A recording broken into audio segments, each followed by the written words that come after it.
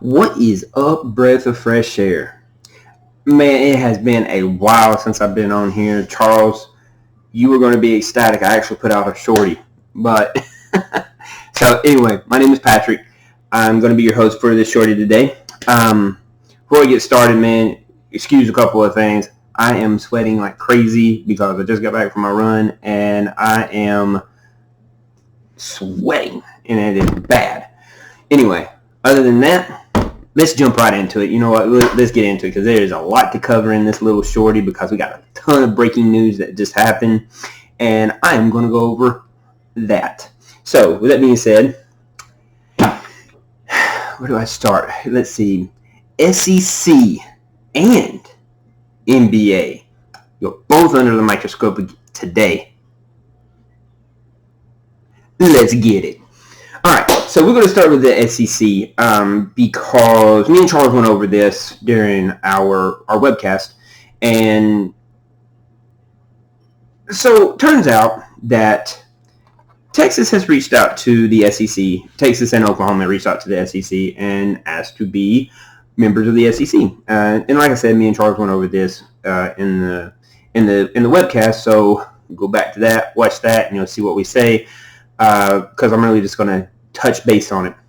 So today, the SEC voted and unanimously is going to invite Texas and Oklahoma.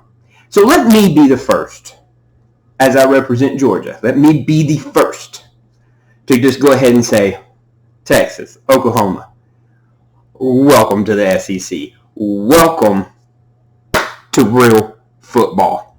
That's all I'm going to say. There was a couple of people or a couple of teams, one team in general that was probably having a little bit of qualms about it, and that was Texas A&M.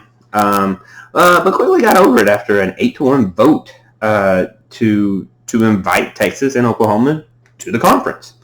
Like I said, I'm not going to go over too much of it. I just wanted to say, hey, Texas, Oklahoma, there's the invite. So unless something crazy happens and the conference dissolves before 2025 season, or both teams pay like $80 million to get out of the contract, we'll see y'all in 2025. Looking forward to it. So that will be the introduction to the first super conference in college football. So look out for that. That's going to be pretty interesting little season. But let's get into let's get into the next topic, because this is, like I said, this is breaking news. And all right, so this literally just happened like a moment ago, I guess. So the Lakers have agreed to a deal with the Wizards to acquire Russell Westbrook in exchange for Kyle Kuzma, Montrezl Harrell, and Caldwell Pope, and a number 22 pick, and the number 22 pick Thursday night. Oh, all right. First of all, I'm going to say this. All right. This looks better for the Wizards than it does for the Lakers. Truthfully, in my personal opinion, I think this looks better for the Wizards than the Lakers, because Russell Westbrook, I mean, he's a great player. He really is, but I don't think he moves the needle in LA. Now, the rest, Kuzma, Harrell, and Caldwell Pope, and a potential 20 and a potential pick that could go either way. We don't, draft picks, you never know. Could go either way, but me personally, I think this is a far better move for the Wizards than this is for the Lakers. I think the Wizards just got younger and more athletic, and probably going to make they dumped a lot of money. Also, they dumped a lot of money, and they're probably going to get better as the draft goes along. So, hey, I don't know what y'all think. So drop those comments, let us know. But I think that I don't know what the Lakers are thinking going after this. I mean, I don't know if Russell Westbrook makes this a super team, because, I mean, at the end of the day, look at what the Brooklyn Nets did. They had, they had Durant, they had Harden, and they had, I can't remember his name now. Dang. I just had it in my head.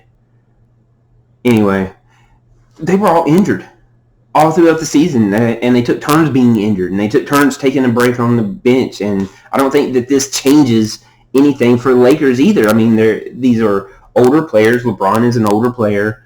AD is an older player. Now you're adding Russell Westbrook, who is an older player, and I mean, I don't really think that this moves the needle for LA. I really don't. I think that this probably stunts their growth, because now, even with whoever you bring into the mix, all three of those guys got to have the ball in their hands to make plays. They're not good without the ball in their hands. So who are you going to get to surround these three people? I don't know. I mean, my personal opinion, like I said, I do not think this moves the needle in LA. As a matter of fact, I think it moves it in the opposite direction. And but hey, we'll see how it goes the next season. There's a lot more moves to be made. Obviously, the draft has still got to be going through. But like I said, my personal opinion, I think the Wizards got offered a better deal than the Lakers did. I just don't see Russell Westbrook moving the needle. Kyrie Irving. That's who the other guy was for the Nets, Kyrie Irving. I don't see him moving the needle for him, and I didn't, me and Charles agreed when we looked at the Nets. We didn't think that was, just because you're a super team and you got those three great stars does not mean you're the best team out there. And that was made obvious when Milwaukee won everything. And they had some really good players. They had some superstar players, but Giannis was the man. He was the face. And now you got three faces at LA, and everybody's going to want the ball. How many points can Russell Westbrook, how many triple doubles can Russell Westbrook have when he has LeBron James and AD on the court? That's the question. There you go. So with that being said, that's what I'm breathing on today. Check out all of our other stuff that's on the YouTube channel. We are now not only on Facebook, Facebook, Twitter, but we're also on Twitch as well. So check us out. Let us know what you think. Leave the comments. Let us know what we're doing, good, bad, ugly. Don't matter. We always love the comments. We always respond to the comments and always love the feedback. So until next time, later.